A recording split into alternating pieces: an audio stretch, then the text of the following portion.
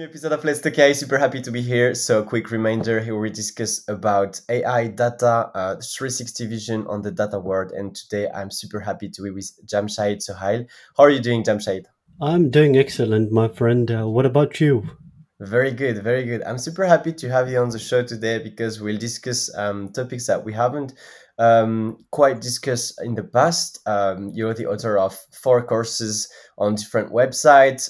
You have very interesting projects in your career, and much more that I don't want to share everything at the beginning, but we have pretty cool discussions. But maybe for the people who might not know you, can you introduce yourself in a few words?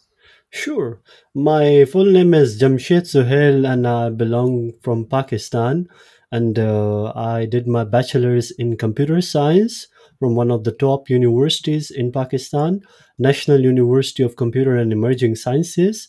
And then after doing the bachelor's, I did 3 years of industry experience in Pakistan, working in different startups and large scale companies and Silicon Valley based startups, and lots of projects and products and lots of ups and downs in the career. And after working 3 years in industry, I came to Germany for pursuing my master's in data science from RWTH Aachen, or in German we say RWTH Aachen University, and it's one of the biggest and the toughest university in Germany. And I have been successfully able to complete my master's in data science in the era of artificial intelligence and data science. And apart from this, I have also been doing some part-time jobs in Germany itself. For example, I have been doing 2 jobs at University RWTH Aachen University, and then one job in Düsseldorf as a working student. And I have done a lots of amazing things in these jobs in Pakistan and in Germany. And I'm always, looking for challenges in life and striving hard to make things happen. This is all about my educational and industrial experience, and there are lots of other things to add, which we will add while the podcast is happening. Awesome. I love the description and this thriving for challenges is something that I've seen quite a lot. And I think it's the first line of your LinkedIn description. It's something Yeah. similar. I don't remind it exactly, but you have very interesting projects. You're also a Kaggle competitor. So we'll get into all of that. You kind of made a throwback on your career retrospective and educative retrospective. You just graduated from this prestigious master. Um, but my question would be to start digging a little bit deeper is why did you got interested in computer science and data science and AI in the first place? So while I was a child, I used to play with the computers and, trying to break things and trying to make the internet work and making different Gmail accounts. I have like 5 to 6 Gmail accounts from my childhood so far, playing with things and breaking things and how the things are working together. And then Facebook came out, and then there used to be a game Farmville, and there was a beautiful game on Facebook, and that used to take a lot of time on sitting on the PC whole day. And then I saw those beautiful websites, like how the websites are being made and what technologies are being used behind those websites, like HTML, JavaScript, and CSS cascading style sheets. And I that aroused curiosity in me, like, okay, these are beautiful things, putting the things on a web browser, and this is something that I would like to do. And that actually pushed me to start a bachelor's in computer science, and I applied in universities and I got selected, and that actually boosted the flow to start my career in computer science.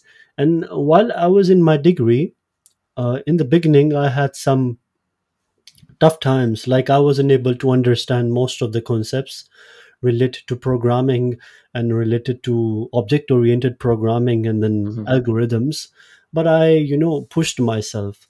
I kept on working hard, waking up every day and making sure, okay, today I'm not able to pick up something, maybe tomorrow, maybe go to some different professor.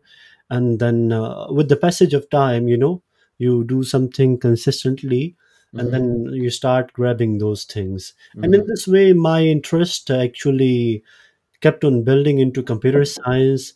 And then I saw Google launched Android, and Hmm. then that was something very interesting for me. And then I started taking some online courses from different platforms like Lunda, and then Udemy, Udacity, and there are lots of other beautiful things. And that actually sparked interest in me. Okay, there are lots of things in computer science, there are lots of different domains. I can do whatever I want to do. I have a laptop, I have an internet, I have all everything I need to do. I have the food in my house. What else I need? So that actually sparked the interest in me to learn these things. And then I devised the plan to learn web development back in 2015 or 16. I devised a plan to learn Java, Android development, and I wish I had the MacBook at that time. I would have also learned iOS development.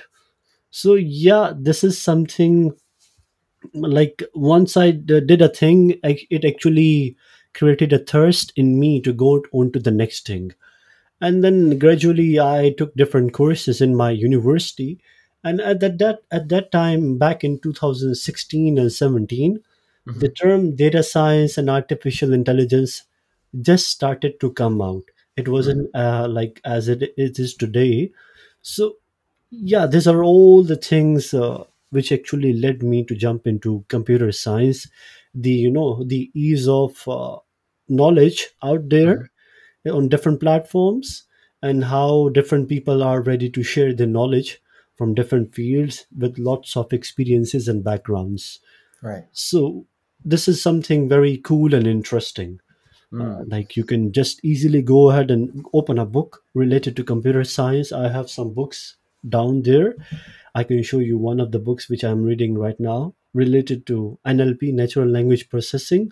So the ease of knowledge and the ability to expand is something which interested me to jump into computer science. And I think so it's something which is not in every other field. Mm. It's Agreed. Agreed. Computer science and playing with those tools have a very unique. Yeah, Um, it's like the beauty is you break things, and you can quickly go ahead and fix them. There is no cost of breaking down the things. The more right. quickly you break down things, the more early you learn. It's Right. the beauty of computer science. Exactly. Compared to an architect, where an architect can't just like build house and break them because Yeah, like yeah, he yeah, needs to study to have it perfectly the first time because we yeah. don't want a house that breaks. It is easy to build houses in the cloud and amazing architectures that does amazing things, and we need to break a few architectures before being able to do that. That's very interesting, and I think it is also inspiring, and I believe that resilience and motivation are main characters to sometimes just with a bit more time we undervalue how much we can learn. I really like this sentence. I think Tom Eve, in an episode with Tom Eve, check him on LinkedIn. He's awesome. He shares a lot with the community.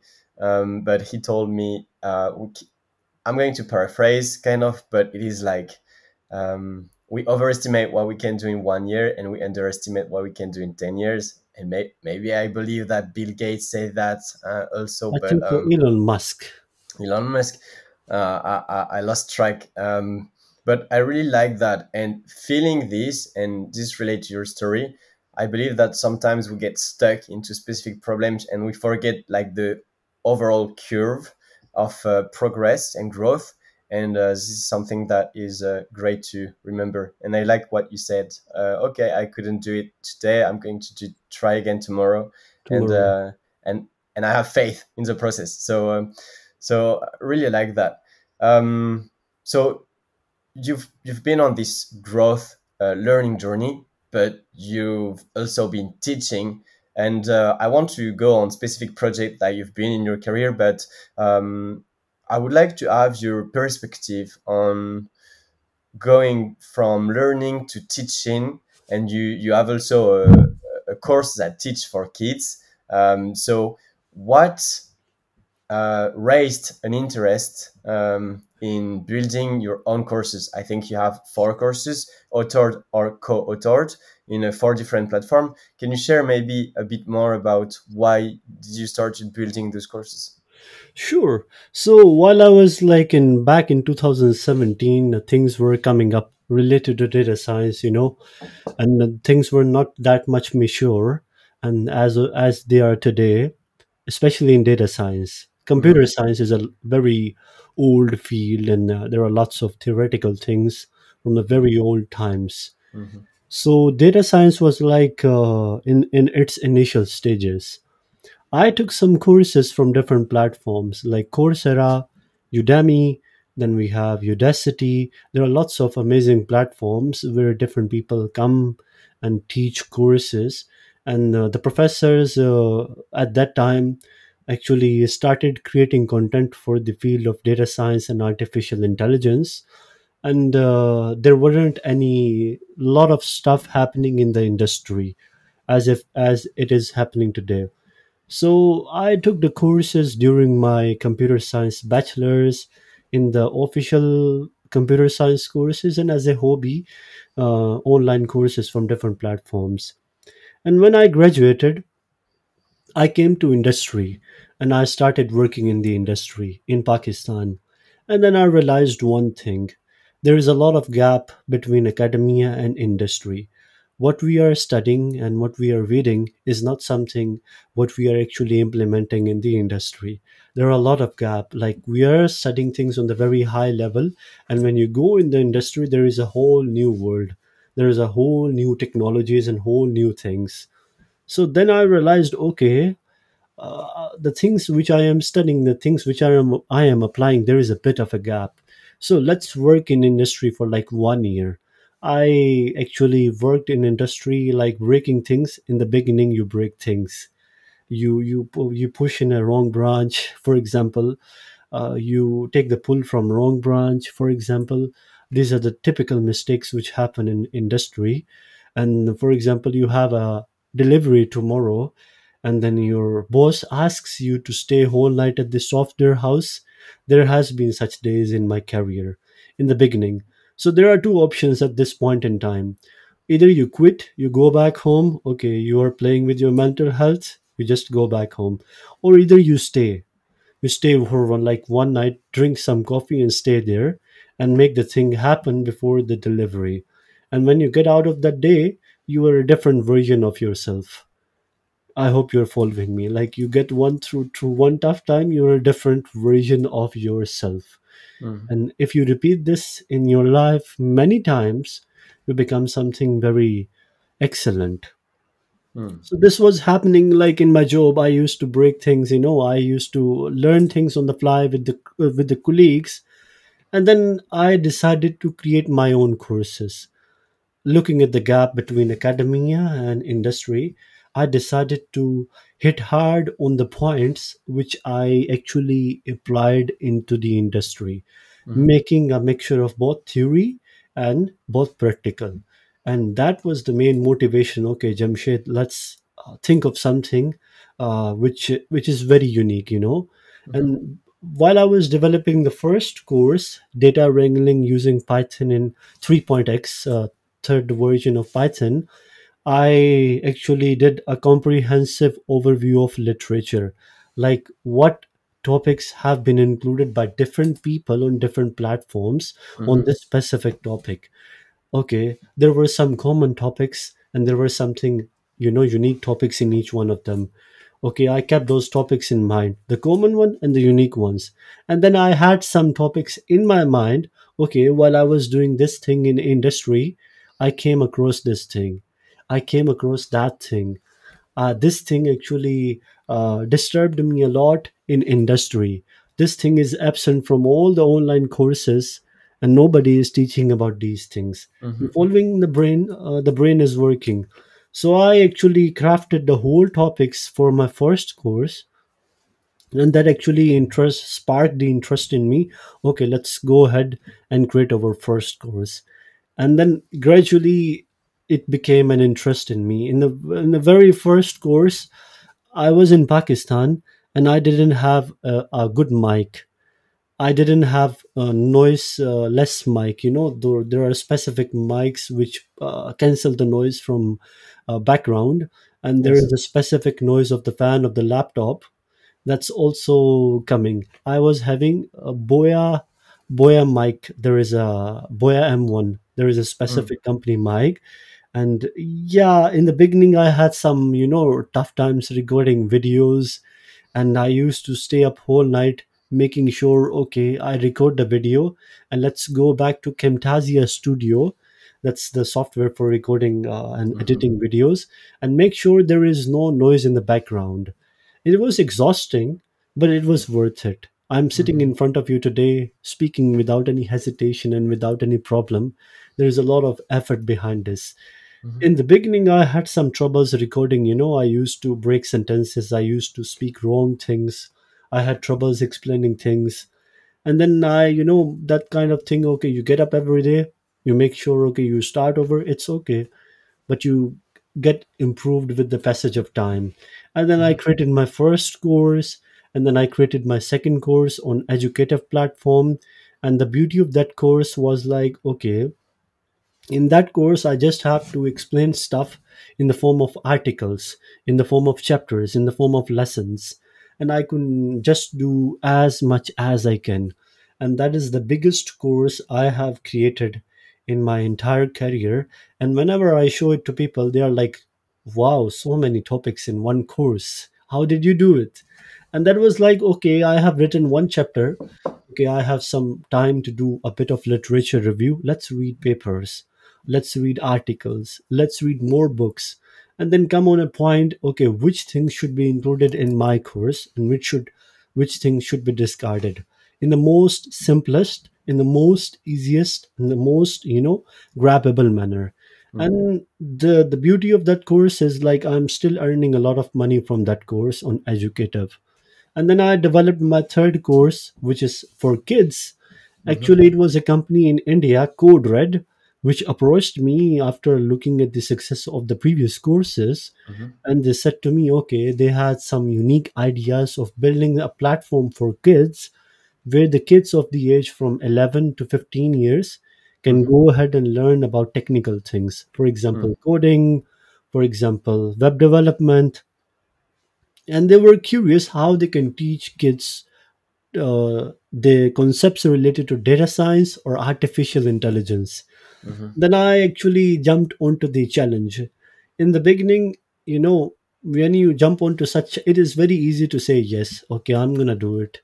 Mhm. Then when you are developing content, then you have to keep in mind, okay, which things, a kid from 11 to 15 years old can understand. Right. I taught the basics of Python, making sure, okay, keeping the things simple, and basics of Python and some basics of mathematics, and then which is good for regression analysis in machine learning.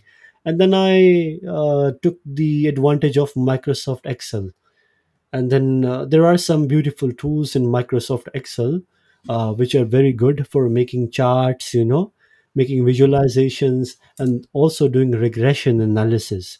Mhm. So I actually kept my focus on the Microsoft Excel, and then explained everything to the kids related to data science at the very basic and the very beginner level, and developed this course for them. It was a good one, and I recorded the videos. And this time I didn't have any troubles because I had the past experience of developing. So this time I didn't have any troubles of noise from the background and blah, blah, blah, blah. And then at the end of the day, this course became a success, and it's now deployed on their platform. And I get positive feedback for the course. And recently, in while I was in Germany, I developed a very big course related to deep learning in PyTorch. So as they also say, the best way to master something is to start teaching what you learn. mm, So while I was like developing the course, I realized, okay, there are some areas which I also need to improve, and that actually helped me to improve those areas in PyTorch. So mm, that was deep learning in PyTorch, and there are like around 7 to 8 hours of videos which mm, I have recorded myself using the same mic and the same setup. But there was a green screen at the background, and mm, it used to remove everything from the background. And mhm, I really liked that developing that course because mhm, I covered concept relating to computer vision and deep learning, natural language processing, transformers, and lots of beautiful things. Like mm, I did a comprehensive literature review before explaining a topic, for example, reading a paper to develop a slide and giving proper references and remarks and everything. mhm, And now it has become a success. And now they are also giving me some bonus on top of that for developing that course. So yeah, this is something I am sitting alone in house and I'm thinking about ideas. Okay, this thing disturbed me at a specific point in industry. mm, Okay, let's go ahead and try to explain this thing in the most simplest manner, or mm, maybe try to look for resources on internet, maybe some papers. mm, For example, sometimes if you read papers, different peoples are explaining the same thing in different manners.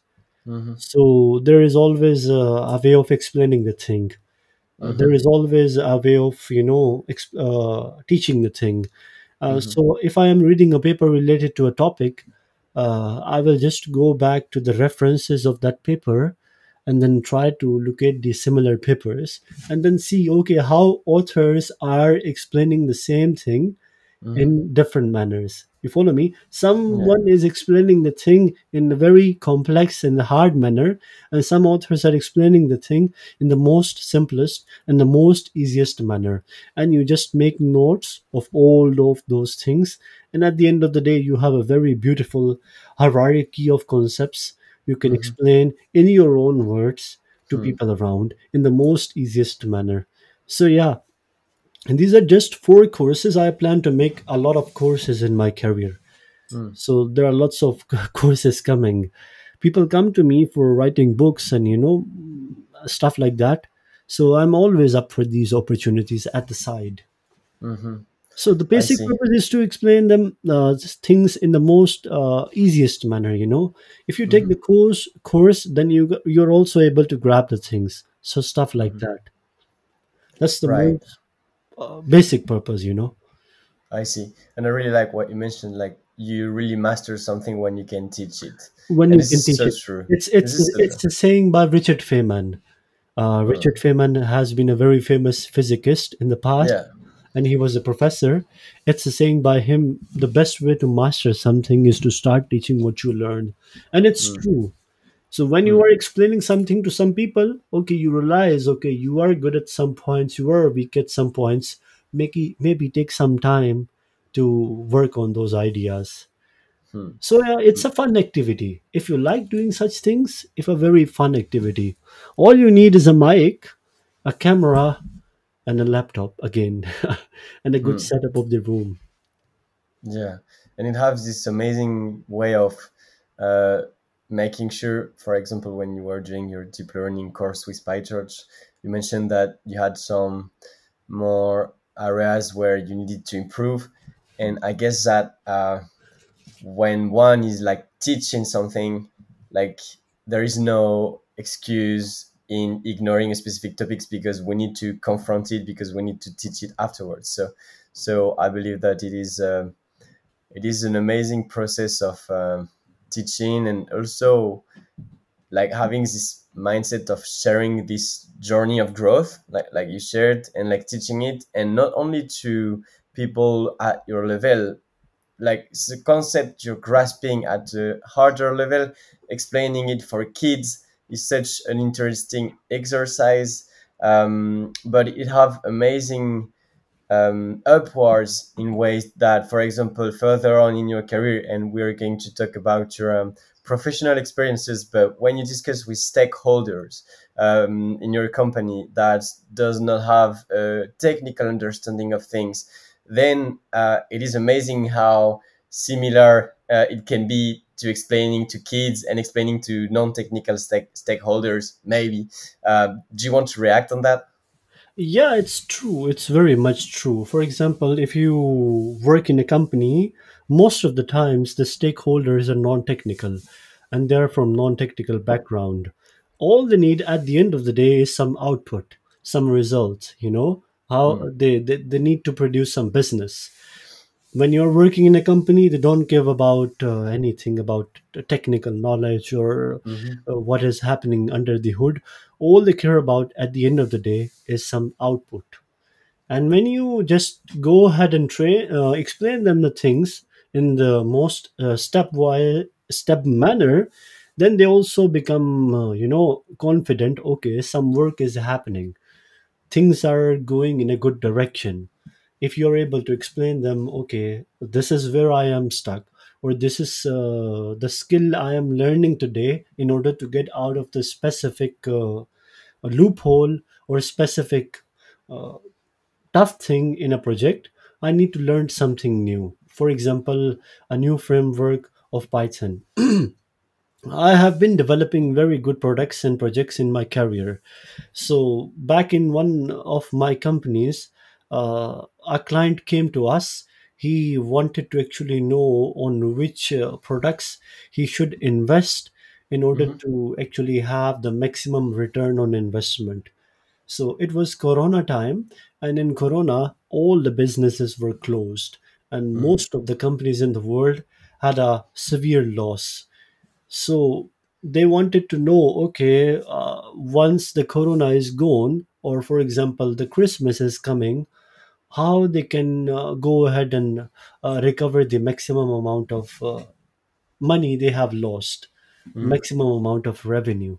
So at that time, companies were very much hurrying up to do the things as quickly as possible, and there was a lot of business in this area of time series forecasting, like mhm, how you can predict what would happen in the sales or other things in the future.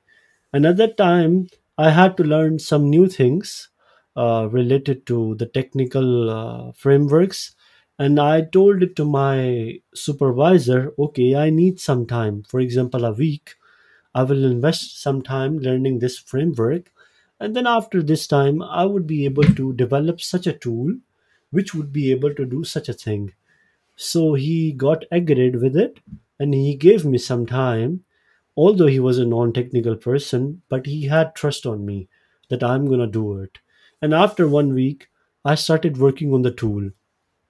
I developed the tool, and at the end of the day, we were able to actually win that project. So, yeah, this is how things work. If you're able to explain things to the stakeholders, okay, whatever you are doing or whichever direction you are taking, or how much time do you need for a specific thing, then they also become confident, and the ability of a success of a project increases. So yeah, it's very important. The explanation and communication is very important, especially in mhm, businesses where mhm, you're having lots of people from different backgrounds, like CTO, then you have product manager, and especially CEO. CEO is not a technical most of the times. All he cares about is the business and the output. And if you mhm, explain it to him, okay, I'm needing this much of technical knowledge, or this is where I am stuck, or maybe you explain to him, okay, this is possible, this is not possible, how this is possible, how this is not possible. So yeah, they also become satisfied and happy when you show them the output. What you mhm, say, you actually execute it. mhm, It's mhm. about understanding of the things.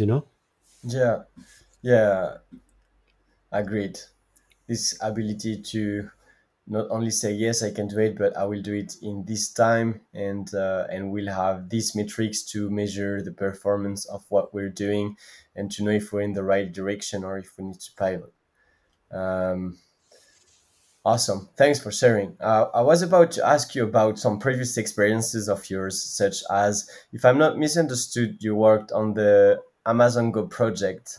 And I would love to hear a bit more about this computer vision and your experience related to working on this project. Sure. So, Amazon Go, first of all, I would like to give a bit of overview of the company in Mm-hmm. Dusseldorf, Germany, which I was working for. And I am still invited by the CEO to come anytime to join their company for anything. We are still in contact because I delivered them the thing which they weren't imagining of. It was Mm-hmm. very amazing thing.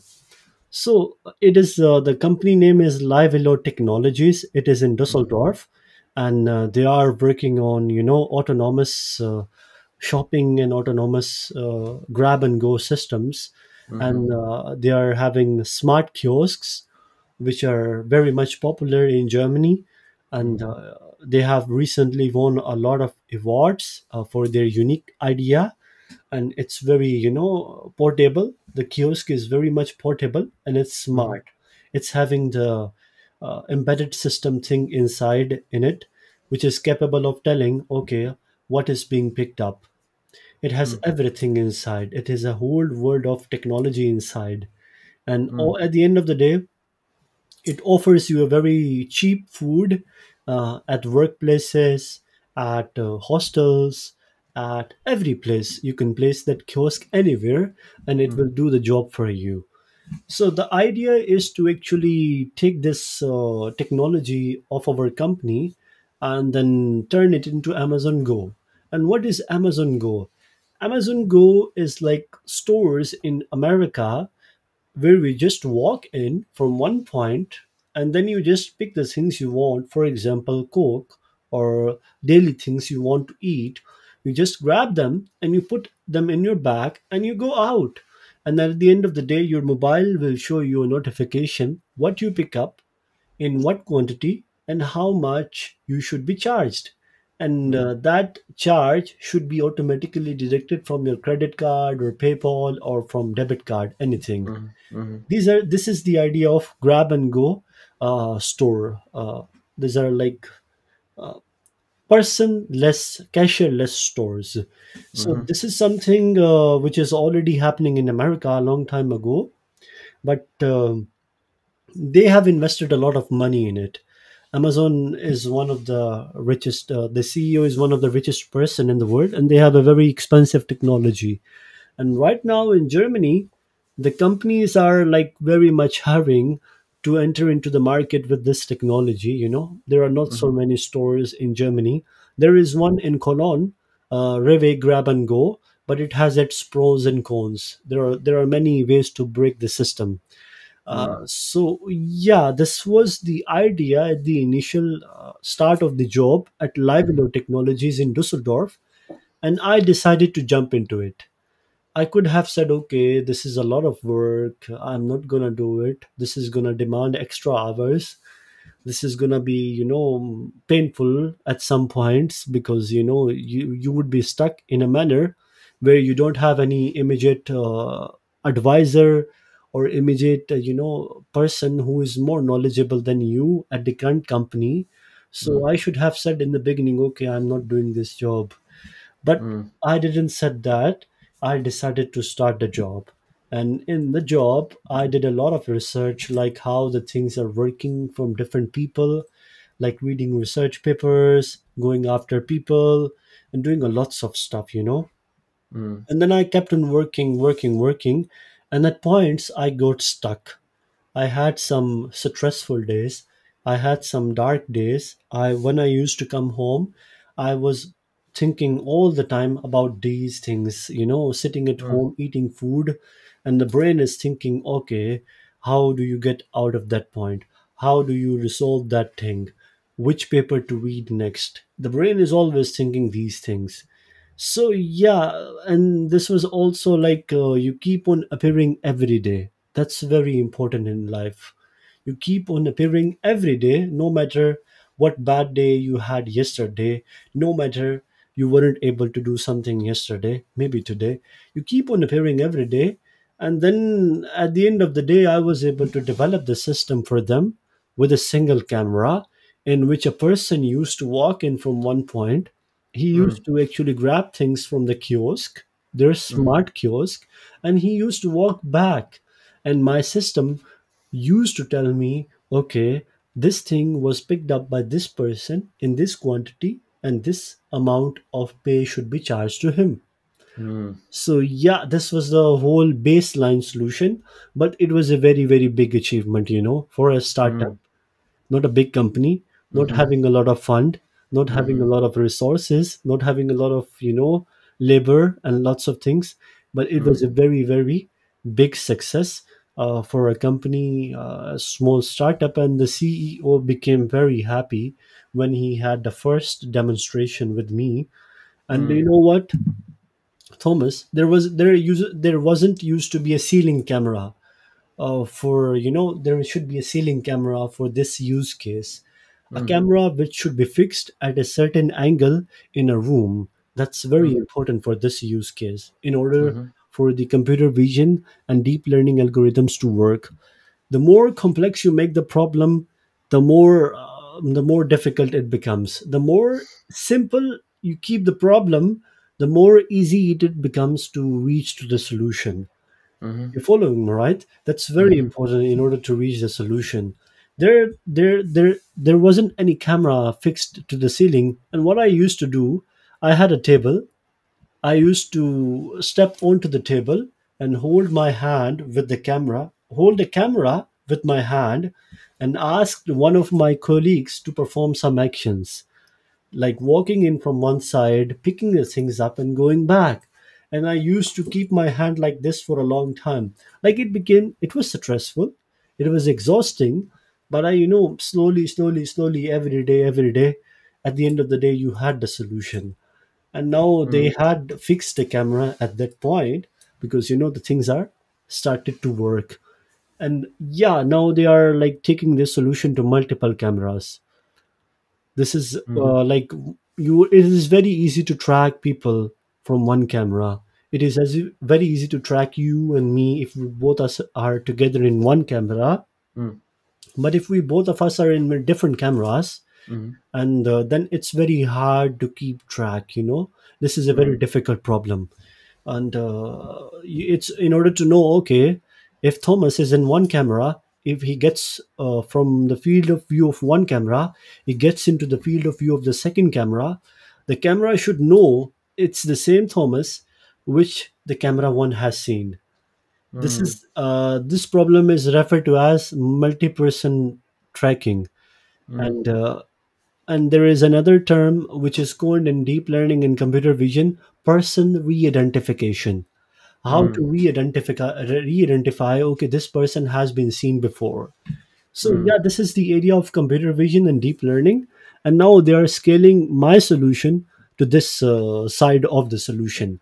And the next challenge is, okay, you have two cameras, and you are able to solve the problem of person re-identification. What if you want to have three cameras, four cameras, five cameras, and how do you place them in an angle which is working, which is doing the job, which is making the things happening? There is also a term of stitching. mm, So stitching is like you take multiple images from different cameras and you stitch them in a manner that at the end of the day it seems like it's one camera. mm, You follow me, right? At the end of mhm, the day, it seems like it's one camera. So there are different, roads and pathways for approaching the solution, and it's on you how you make the things, how you think about the things, and how you make the things complex or easy, and go ahead.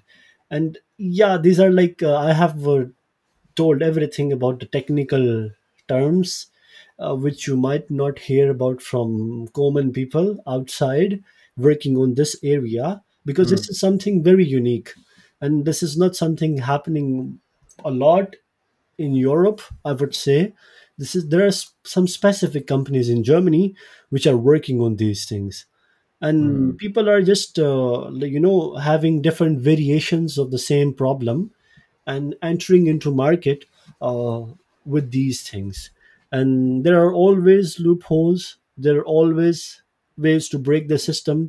For example, I would share one thing. A person picks up something, maybe Coke, and puts it back. So, how would you keep track of that thing which has been picked up and put it back by the same person? Mm-hmm. And if there are two persons sitting side by side, in which area to place the camera in order to make this work? You follow me, right? Mm-hmm. So the the solution is like you keep the simple problem simple, and then you try to achieve the first baseline solution, and then you improve it from there. And yeah, this was a very tough journey, I would say. I was having my studies at RWTH Aachen University, and I Mm-hmm. used to travel from Aachen to Düsseldorf. It's a distance of 1.5 hours. Mm-hmm. From morning, I used to go to the morning, and then I used to come back in the evening. And I Mm-hmm. used to go to the gym after coming from the job in order to release the whole stress. This is very important in life, to release the stress and to start over again in the next morning. So yeah, these are lots of things which happened at the startup, and I was able to deliver it successfully, the baseline solution. And they gave me a very beautiful experience letter. Jimmy, they used to call me Jimmy. Jimmy, you're always welcome to come back, and they have mentioned the technologies and the things which I made it work for them. So yeah. Awesome. That's an amazing project, and it feels like a very challenging computer vision. I was thinking of different ways to that you could have built this baseline, but I would assume that that this is like a kind of secret, the technical part. The how Yeah, did you I just get this? highlighted the terminologies, Mm-hmm, like mm-hmm. the terminologies in deep learning and computer vision, which Yeah. are being involved in the whole use case. There are Mm-hmm. lots of things happening under the hood. Their Of course. technology, like the startup technology, which they already have. I didn't disclose that. But I did disclose, okay, these are the terms in computer vision and deep learning, like person tracking, multi-person tracking, multi-camera tracking. And Uh-huh. then we have the term of person re-identification. That's very, very important in this Uh-huh. use case. And then we have this term of image stitching or video stitching. These are all the terms which you can actually go ahead and learn about these things and become familiar with the technology and how the things are working under the hood. Hmm. Just quickly, in terms of this project, you are using Python, and like what libraries of deep learning and what languages were you using, or this is also secret? So, first of all, in order to develop such projects, these projects need to be in real time. Of course. So, for example, if you keep a separate system which is having its own GPU and its Mm, own specific hardware, and on that system, this whole thing is deployed, that works the most, that's the most economical way of mm, developing such problem. It's most about Python programming language first of all, and then mm-hmm, you can go with PyTorch or TensorFlow, whatever mm-hmm, you want. At the end of the day, CEO or the stakeholder, all they care about is the output. mm-hmm, All they care about is the execution of the use case. If the use case is working good, there is no lags in the output, there are no problems in the output. They mm, don't care about, okay, it's TensorFlow or PyTorch or any other framework. So mm, for me, it was basically PyTorch mostly. So mm-hmm. things were simple and things are most easy to execute in PyTorch. And Right. most of the things in academia are being executed in PyTorch. Like there are the most state of the art research. If you go to GitHub, you would find some state of the art papers in person tracking or stitching. There will mostly be in PyTorch. Hmm. Awesome. Uh, But that's very interesting. you need to have the ability to go and read, go and see, go and Yeah. find out. This is very important in executing these projects. If you don't have the ability to go and read, go and find out, go and see, go and what other people are doing, you know do a comparative analysis, you won't be able to get to the top of the solution. This is very important. In order to reach the top of the solution, you should have the ability to do compare and go and read and go and do everything. Hmm. Awesome. I might ask you afterwards if you have tips on which paper do you choose to read, why, where do you go for finding informations when you're stuck with a problem. But before that, I would like to ask you if we could get into the architecture part of the solution as it is real time.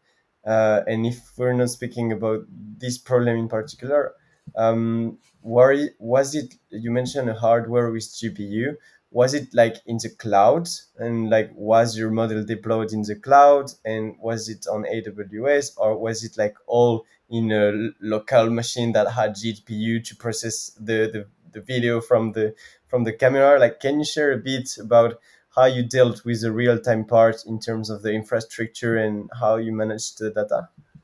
So there was one expo happened at Dusseldorf, and Mm-hmm. that expo was about these things like autonomous retail systems. They use the coin term autonomous retail systems, Mm-hmm. and in these systems fall like Amazon Go and other. So there were lots of companies which came with their solution to such problem, and yeah, there were different things which people were doing. Some people were taking the data in a very private manner of the person who are walking into the store. Like it's Germany, and in Germany, there are lots of privacy laws and lots of privacy and stuff like that. Mm-hmm. So yeah, so some people were using privacy enhancing technologies.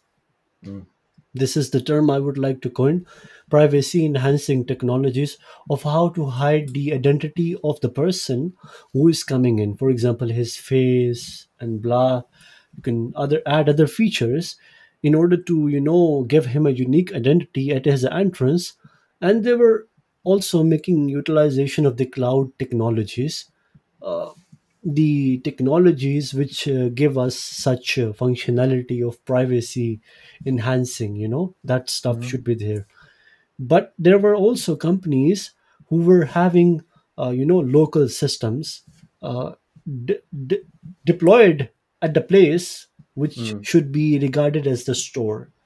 Mm-hmm. That's the most easiest, and that's the most a fast way of executing this use case. You just keep one to two systems in a place, small store, small container like store, and Mm-hmm. on those systems the whole system is deployed, and there is no communication happening with the backend or cloud.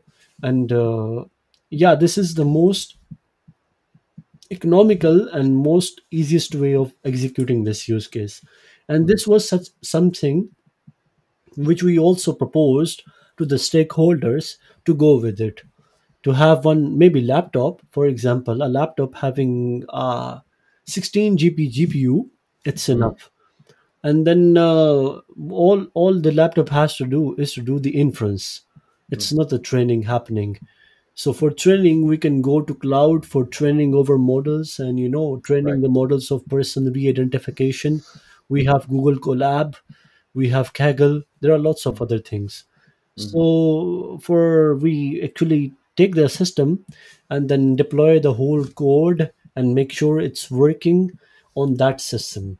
And Mm-hmm. it's most about local systems, not the Mm-hmm. cloud technologies. The goal is to develop the solution in the most simplest and the most cheapest manner. So when an investor comes in to see this solution, he really likes the idea. If we keep the things expensive, it would be hard to reach the solution, first of all, for a Mm-hmm. startup. And then if it is too much expensive, nobody is going to buy that. Mm-hmm. So you have to think about the simplest things and keep the things simple. So Right. 16 GB GPU, 16 GB GPU laptop is not that much expensive for a company. Mm-hmm. Awesome. That's very interesting. That's very interesting project. And for the time we've been recording, we now know you a lot better in terms of what the courses you've been doing, the projects, your philosophy around work, and there is something. I mean, there are many things that we didn't discuss, but there is one thing in particular that I have in mind, which is competitions in Kaggle, and I would love if you could share. How did you start going into competitions? Like what was the factor that made you start? And maybe you can share the silver medal that you gain on a specific challenge. And yeah, can you share us about that? Sure. So the Kaggle is something I started out of a sudden.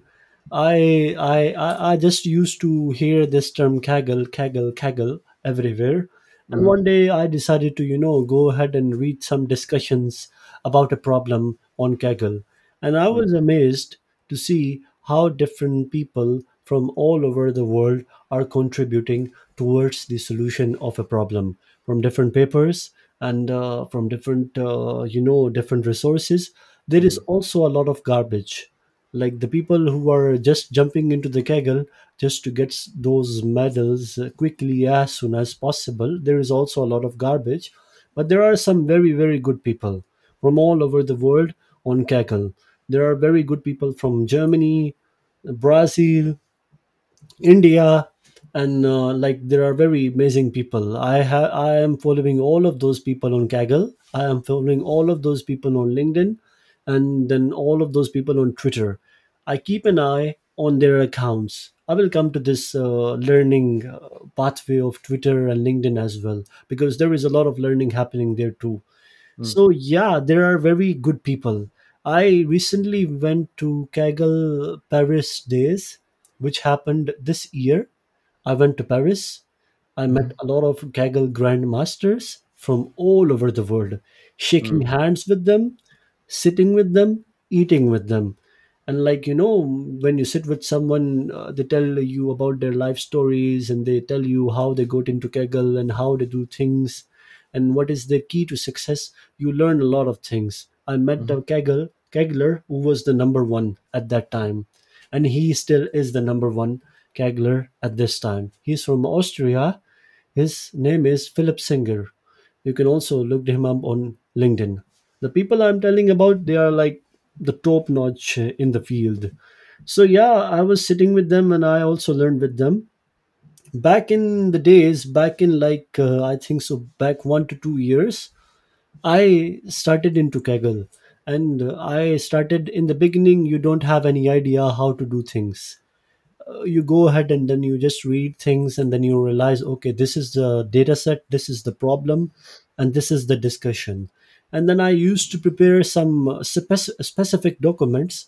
While I was reading the discussions, I used to take notes down. Okay, this is something the people are doing to approach the problem. This is something a Kaggle grandmaster is suggesting to approach the problem. So when you read the discussions, you learn a lot of things. You Mm-hmm. learn amazing things about the specific competition. So there is one more famous Kaggle grandmaster from America. I just forgot his name, but I can go and look up his name. He is actually contributing a lot in Kaggle competitions, different competitions, in discussions. So the way you start is you go ahead and read the description, and then you make a little bit sense of the competition, and then you look at the dataset. You make a little bit sense of the dataset, and then you start reading the discussions. And then with the passage of time, with the passing days, you start making sense of the things, and then you jump onto the code. And there are two ways people usually employ: they start from scratch, or they just go ahead and read the codes and solutions from other people. There are lots of common things between the solutions of different peoples. So most of the times it's about tweaking small things and trying to improve the results in someone else's solution. So yeah, it's about, okay, you go ahead and then read the code, and make sure, okay, you have the compute hours in Kaggle in order to actually do your own experiments. You have some ideas after reading the discussions, after reading the descriptions and after reading different codes, you have some ideas in the brain. And then you make sure you have some compute time on Kaggle, or maybe you try to buy the €10 Google Colab subscription. Mhm. That's very economical, and they give you around 100 compute units, which are way much more for producing your experiments. So, and then you start doing your experiments, and then you just also make sure you keep track of all the experiments, like which things were working together and which things weren't working together. You try out different things. And sometimes it happens, Thomas, that a competition has also been appearing in the past, or there has been some similar competitions which has been happening in the past. There is a proper website, Kaggle's Top Solution. You just go to that website and try to read the top solutions from the top Kaggle grandmasters. And then you start making sense of the things. And sometimes it happens that you just go to the past competition, which was similar to the present one, and then you just go to the discussions. And after the competition is over, the Kaggle grandmasters or the top people in the field are sharing their insights. How did they win the medal? How things worked for them? You Mhm. read them. It's there are like top 10 solutions, and you read all of the solutions, you learn new things, you learn different things, and then Mhm. you try out those things in your current competition, and then you try to reach, as much as possible to the top. And the biggest hurdle sometimes in Kaggle competitions is the compute time, compute Mhm. GPU. Mhm. Sometimes people don't have that of a GPU, especially in big datasets competition. If you Mhm. have big datasets, then you need to make sure that you have the proper hardware to play with those datasets, maybe images Mhm. or something else. Mhm. And sometimes it's about ensembling. Ensembling is the art of combining different models in Mhm. order to improve the overall result of the model. So it's about taking the output from different models, and then at the end of the day, if it's a regression problem, you can take the mean. If it's a classification problem, you can take the vote. So these are the technical terms, and there are lots of other things involved in ensembling. So Mhm. sometimes it's about ensembling, like you just go ahead and you take the models from different notebooks, maybe take your own models, take models by different people, and then you try to assemble them, and then you try to go at the top in the public leaderboard. But Mhm. it's also about luck sometimes. It's also about luck sometimes, and I have seen this thing. Like, it's about consistency on Kaggle, one thing. Mhm. The second, Mhm. sometimes it's luck. You never know what is going to be in private leaderboard and what's data set you are going to be evaluated on. And Mhm. sometimes, in fact most of the times, you need to trust your cross validation. Like, you need to make sure that your way of performing the experiment for building the model is very good. And if there is a correlation between cross validation scores and the public leaderboard scores, then that means you are going in a very good direction. The more Mhm. you try to improve your results on the public leaderboard, then that means the more the chances that you are going to be at the top at the private leaderboard. So I hope you followed the whole sentence. This is a Mhm. bit of a technical thing. Mhm. So yeah, if there is a correlation between your cross validation scores and the public leaderboard, this is a very common thing. And then there is a chance you are going to be at the top at the private leaderboard too. So this is the same thing which happened to me in the Kaggle competition. I won the silver medal in. I actually started with reading discussions, and I came across very good idea. It was a competition about classifying images into cancer or non-cancerous images, melanoma.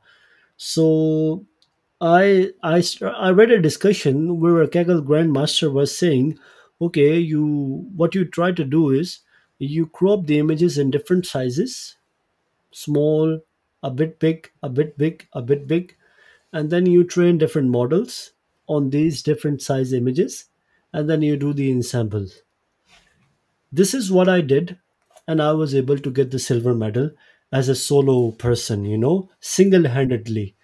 I Mm, kept it was very fun. I used to wake up early in the morning in Pakistan. When you like doing something, it's the natural urge to wake up early. You have the mm. food, you just start over. So yeah, I was able to win this single solo silver medal, and it was very fun for me to win this medal. And I am I was busy in my masters in data science at RWTH Aachen University, which was very hard. I completed it in 3 years, and yeah, this is the average time people take to complete the masters. And now I will be back on Kaggle. Um, so I took a bit of a break, but I will be back. And now there are lots of amazing competitions going on related to large language models. Things are changing every day, and you need to make sure you just cope up with those things. So this is the whole journey. Awesome. That's wonderful. Thanks a lot for sharing. I believe that sharing all those details are highly valuable for people who are thinking to get into Kaggle, or who might know, I might have done in the past like a few competitions, but don't have this big picture. And I believe that you shared like an amazing path for anyone to enter any competition, and have a framework to like approach things, like not start coding, like just look at the data set, start coding. No, like go read the discussions, read the grandmaster, read previous solutions, understand what's working or not, and then the correlation between the top public leaderboard and how you're improving your model is very interesting also, and how you're ranking up. This is all very very interesting. So we're kind of at the end of the episode, and I have three little more questions.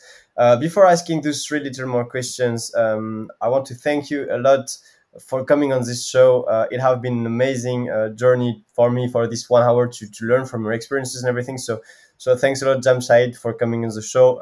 Amazing sharing, amazing knowledge. And my three little questions are: first, do you have a tip for anyone on this learning journey, about learning, about finding the right articles, about finding the right courses? Do you have tips in learning in general? I would say, okay, I would say you just make sure you find the right books from online resources related to data science. First of all, for example, I was reading I was about to ask recently, you about your book.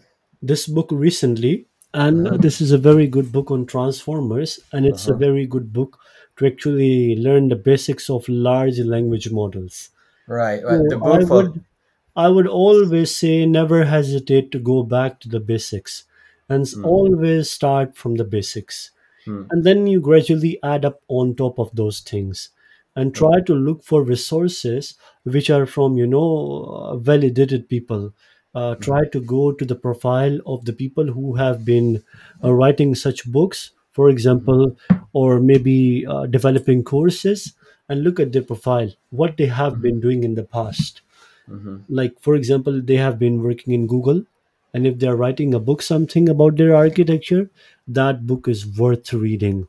This The authors of this book are working in Hugging Face, and one of the authors is the co-founder of Hugging Face. And mm, Hugging Face is a platform which is which is providing the transformers models, and in a very good manner. These are pre-trained, you can do a lots of things from their platform.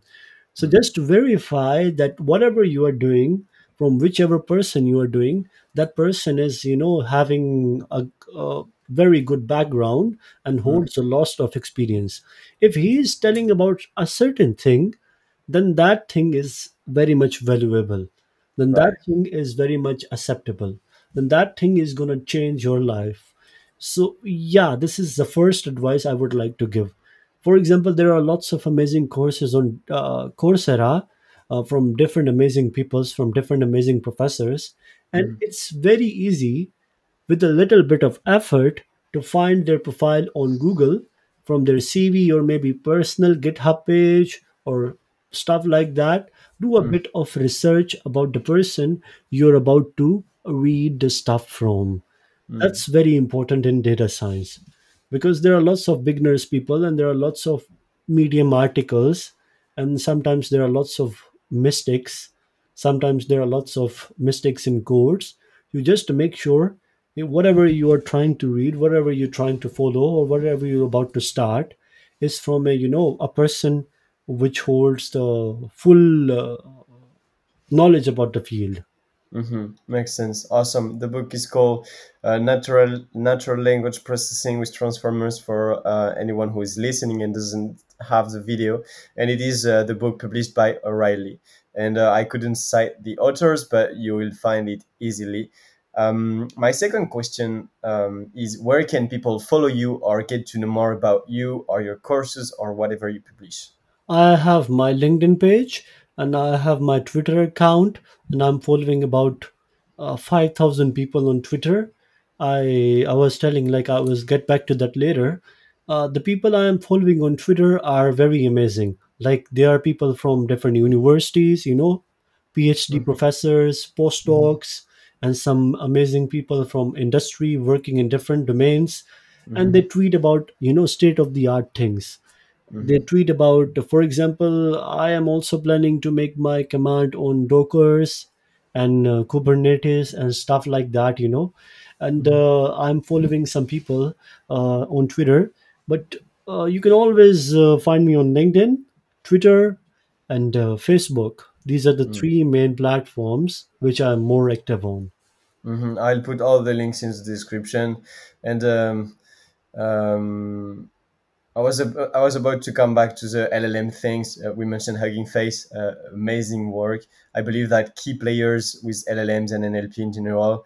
I would look into Cohere. I would look, of course, OpenAI and their models. You mentioned Hugging Face. I would like to mention LongChain, whom like this is crazy as open source how fast they create things. I wouldn't get into the vector databases because there are so much, and like everyone right now launching vector databases from anywhere. But we did a recent episode with Suzanne where we discussed about Elasticsearch and how they added those functions. Pinecone is another one, and I just wanted to throw here some names for people who are listening in terms of the LLM fields and what's going on to like have few things. And if you want material, write to us on LinkedIn or on socials, and we'll provide more material to find more about that. And so my last question, and I thank you again for coming on this show, Jamshaid. I had an amazing time. Would you have a message for the Let's Talk AI community? It can be personal, it can be professional, just a sharing that you would like us to remember as we go on with our journeys, building better things for a better world. I would say, like, always make sure that you are enjoying what you are doing. That's very, very important in life. Otherwise, you won't expect to go far in life. It would be a normal life. You get up every day and you would be having some money at the end of the month to make your, earnings and breads and butters. If you want to live a normal life, you can go with whatever you want to do, even if you are not liking that. I would always suggest people that try to go as far as possible that you are enjoying your work. That's very important. Otherwise, you cannot expect the person to go far in the field.